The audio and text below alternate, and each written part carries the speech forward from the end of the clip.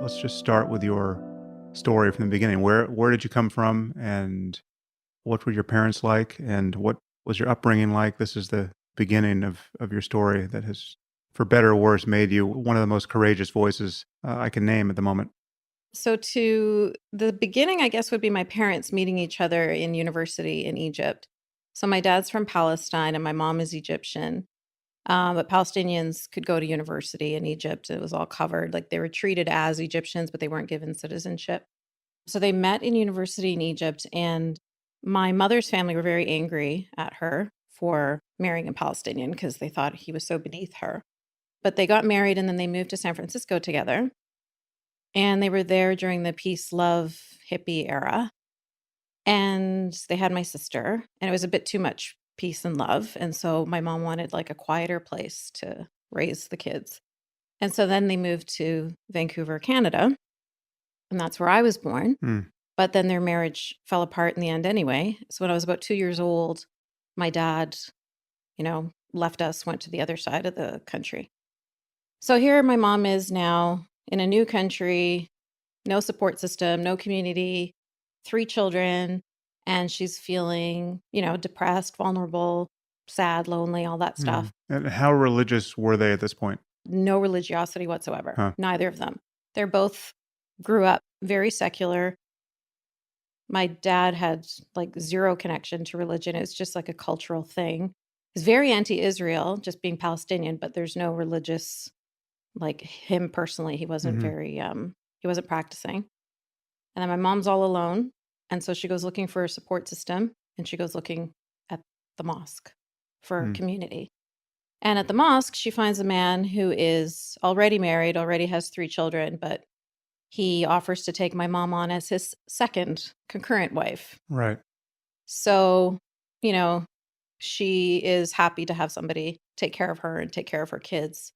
And so she's willing to put up with whatever he's dishing out. My dad was abusive towards her. He used to hit her. And this man never hit her. He'd hit us, of course, Hmm. but he never hit her. So she felt like this was a better relationship for her. So she stayed with him as a second concurrent wife. We lived in his basement. And he is very, like, my life changed completely when he entered our lives. So before him, I used to be able to, play with my neighbors' friends. Like we'd play Barbies together. I'd go swimming. I'd ride my bike. I'd go to birthday parties, listen to music, just like a normal childhood. And then once he entered our lives, it was just immediate. Everything is haram. Everything is forbidden. And all of a sudden, my mom started covering her hair, and we had to start reading from this book of this, these words that I didn't understand. And I had to start praying 5 times a day. And I resisted it from the beginning. Hmm. Of course, I missed my old life. I was especially upset that I couldn't play with Chelsea and Lindsay anymore. They'd always come knocking on the door wanting to play Barbies, and I was never allowed to go, and they were never allowed in. You're And going to the same school at this point, or yep, right? but not for long. And then Huh. as soon as the Islamic school was, I mean, it wasn't built, it was in the mosque, but as soon as it was established that we would have an Islamic school and my mom was teaching in it, then I started going there. Was this associated with any religious awakening on your mom's part, or she just needed a man to take care of her, and it was I just think it was practical and romantic, if that's the right well, I word? don't know if romantic is part of it. I think practical for sure. And it was a combination of both of those things. So she needed, I think, she was happy to have somebody to take care of her. But then also, she just became a full on born again Muslim. Mm. So she just entered it, like she just jumped all in. It was never, like, if you see her wedding photos, she looked like a Bond girl, like short wedding dress, big, huge beehive. There was a belly dancer at her wedding. And to go from that to the woman that raised me that I remember is just a pretty shocking difference. Mm. And I used to always, you know, resent that. I'd be like, how come you got freedom? How come you got to live like this? Look at your pictures when you were a kid. How come I don't get that life? And she'd say, because my parents didn't know any better. And I'm raising you better. And you're going to be a better person. And you're going to go to heaven. And my parents did the best they could, but they were wrong. And so how old are you when you're expressing these doubts or Well, I was or about 6 years old when he entered our life, mm, and I resisted all the way up at probably about 9 years old is when I stopped because that's when the hijab was put on me and I started going to Islamic school, and it was just too much. So you can't really fight anymore when everything in your life is, pushing you in one mhm, direction. You just, succumb, especially when you're a kid. But according to my mom, I was never, good enough. The devil was always whispering in my ear and making me question. I always asked questions, right? Like, if Allah created everything, who created Allah and stuff like that? mhm. And like, how could I even? These are such blasphemous, you know.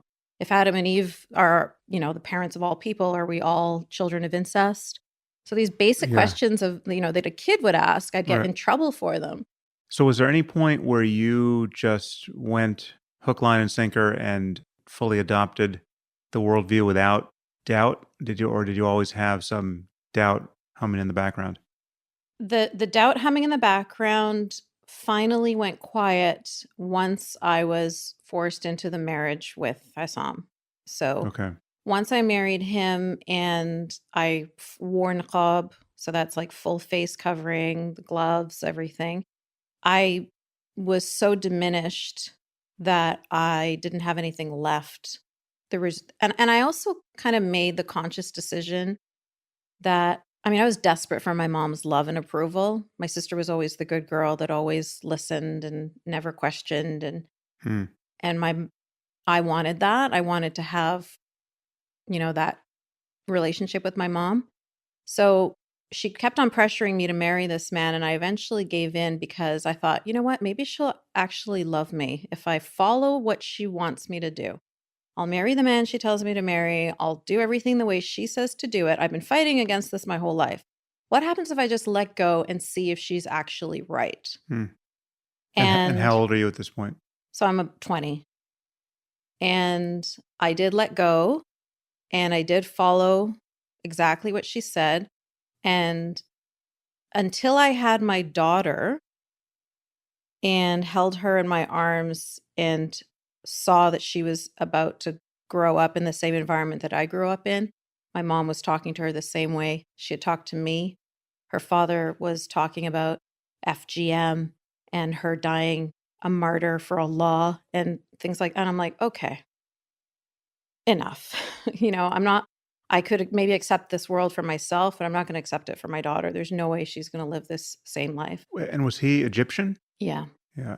And I think people aren't generally aware that FGM is practiced in Egypt. Like Even though, yeah. 98% So of it's Egyptian women. basically like Somalia in terms Mhm. of the prevalence of that practice. So, and this was just a fully arranged marriage, or it had been encouraged once you had met him. So it wasn't fully arranged in that I didn't know I was gonna marry him my whole life. Sometimes people arrange marriages for their Mm, kids, like, from the get-go. But it was definitely a forced marriage, which is a very common thing in the Arab world. So it's like, "This is the man we want you to marry," and then you basically just get introduced to him. And the woman doesn't need to consent. Like, in Islam, it says, "Silence is consent." So if you just sit there and cry, it's like, "Okay, we're good." yeah. Yes. You're you're now, that's like saying I do. And so there it was, you get pressured into it in the same way you get pressured into everything else. So it's just like wearing the hijab and you get you get given two choices. Like, do you want to go to heaven or do you want to go to hell? Do you want to be a good, pure, clean girl or do you want to be a filthy whore? Like, these are your choices. Make the right choice. Mm, So forcing you into a marriage is similar kind of coercion. So it would be things like there's a hadith that says, heaven is at the feet of your mothers. So your mother gets to decide whether you're going to go to heaven or not. So this was the one that was used all the time. And it's a very dangerous weapon for an abusive mother to have. So she would use that one. She'd say, "You're never going to go to heaven unless I approve you to enter heaven. And if you don't marry this man, you will never go to heaven. You will burn in hell for eternity. And you will suffer here on earth because you are no longer my daughter. I want nothing to do with you. I won't even allow you to come to my funeral because I don't, like, as far as anyone is concerned, you're no longer my family. mm. And then when you die, you'll burn in hell for eternity." So go ahead and make the choice. Yeah. You know? Yeah. So, and you're wearing the niqab at this point? At what point Yeah. did that happen? Hijab was at 9 years old, as far as I could remember. Yeah. And then once I was engaged to him, started wearing the niqab. He got it all delivered from Saudi Arabia. And that really helps in dehumanizing you. That really helps in turning me into a nothing that he can control very easily. It just suppresses your humanity entirely. It's like a portable sensory deprivation chamber, and you are no longer connected to humanity. You can't see properly, you can't hear properly, you can't speak properly.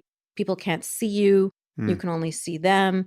I mean, just little things like passing people in the street and just making eye contact and smiling, like that's gone. You're no longer part of this world. And so you very, very quickly just shrivel up into nothing under there. Yeah, well, we're going to get to this, but it is amazing how sanguine Western feminists are around this practice. Like, this is just another culture's ideal of how to honor feminine beauty and empower women. Who are we to criticize it? We should differentiate the hijab from the niqab. The hijab is just a straight up symbol of female empowerment now in the West. It is just amazing to see what is being done with this. And we have, in the aftermath of the Christchurch massacre, the Prime Minister of New Zealand puts it on as the only possible show of respect for the community. Like, there's just no other way to express solidarity but to don this symbol. And there's so many examples of this. For some reason, people, one, can't see that most of the women on earth right now who are wearing a hijab are not doing it based on some empowerment they felt at an Ivy League institution where they're just going to take the male gaze off them at their own discretion. So they're forced to do it. The consequences of not doing it in many cases are, if not absolutely coercive social pressure, it's actually physical violence. What have your encounters with Western feminists been like? Well, that makes me really sad that they consider Muslim women to be of some other species and that are so completely different from them. So for themselves, they will recognize all of those things that you talked about are basically victim blaming, slut shaming. They recognize those elements of rape culture when we're in the Western context, which are, they're much harder to see in the Western context. Hmm. But under Sharia, it's very, very easy to clearly see a perfect example of rape culture. But they somehow, when it's those women over there, it's empowering. Like, would it be empowering for you if you were told you have to wear this clothing in order to protect yourself from men who might rape you? Or you have to wear this clothing in order to be good and pure and go to heaven? Because if you don't wear it, then you're a filthy whore. Like, you wouldn't, no woman would want to hear that. No 7-year-old child would like to be told, you have to wear this in order to go to school. And your brother doesn't have to. He can wear whatever he wants, but you must wear this or you're not allowed to get educated. It is an atrocity. Like that's something that every human being should be upset about. And the fact that they think that it's okay for those humans over there, but not for us, is the part that really upsets me. Yeah. Yeah, the double standard is so clear, and it really is sanity straining that it's so hard for people to see. So, like, the clearest case for me in the media was when, I don't know if you remember this, but Warren Jeffs, the leader of the FLDS, the fundamentalist Mormon cult, his compound was raided, and all these little girls and young women were led out in these little house on the prairie dresses, right? They were made to wear these awful 18th century dresses, and they had been married to men who were, their grandfather's ages, and these forced marriages were described as rapes, and the men were totally unrepentant, and Jeff's got, I think it's at least 15 years in prison. I forget, Wow. he got a real prison sentence. And this was all talked about on the news as just an unambiguous example of patriarchal exploitation of girls. The fact that it was associated with religious belief was not even slightly exculpatory. And everyone celebrated the fact that there was a SWAT team raid on the compound. We kicked in the door of this place to To free those protect those girls. girls. And it didn't matter at all that the girls didn't want to be freed. Yeah. I mean, we knew they had been brainwashed. Yeah. So when they're talking about how they loved their husbands, 4 to a man or whatever it was, no one had any qualm discounting that for their obvious ignorance and brainwashing, right? And when you compare that to what is happening routinely in the Muslim world, the mainstream media has the opposite response. And this is the most benign case of real extremism in the Muslim world. I mean, it's in truth, it's not even extreme, but the extremism in the Muslim world, you have to add to that the clitorectomies that would have been performed on these girls, the fact that they were raising their sons to be suicide bombers, right? And there was an explicit indoctrination of martyrdom, and they were exporting terrorism to the capitals of Europe and America. That's how the fundamentalist Mormon cult would have to behave to make it an analogous situation, and no one can see it on the left. So, I mean, when you were talking about the difference between that Mormon cult and girls in the Muslim world, I started to tear up because it reminded me of your TED Talk, which I'm going to tear up again. Mhm. That TED Talk to me hit me so hard because it was the first time anybody in like media I'd ever heard somebody care about those girls the same way you would care Mhm. about any other girls. Like the argument you were making in that TED Talk, like these girls in Afghanistan, why are they different than the girls from the Mormon cult? Mhm.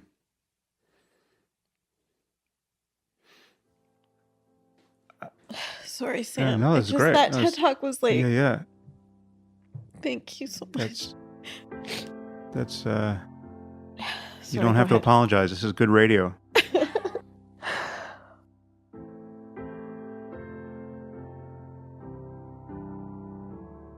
At the end of that clip, you heard Yasmin make reference to a TED Talk that Sam delivered. That talk compressed his argument against moral subjectivism, an argument he fully lays out in his book, The Moral Landscape.